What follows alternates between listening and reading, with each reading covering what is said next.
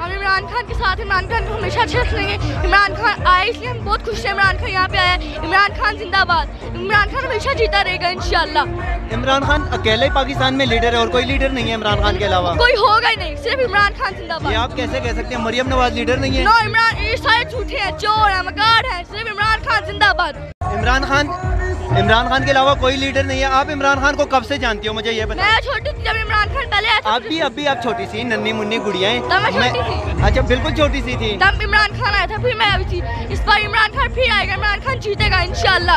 इमरान खान के अलावा कोई लीडर नहीं होगा। इमरान खान जिंदाबाद, पूरी दुनिया में इमरान खान। दुआ करती हो इमरान खान के लिए? बहुत ज्यादा दुआ करती। कोई कैसे दुआ करती हो, जरा दुआ करके बताएं जरा। मैं कहती हूँ अल्लाह इमरान खान को हमेशा ऊपर रखे, उसके अलावा कोई ऊपर ना है। सिर्फ इमरान खान जिंदाबाद, इमरान खान के अलावा कोई ऊपर ना है। इमरान खान जिंदाबाद।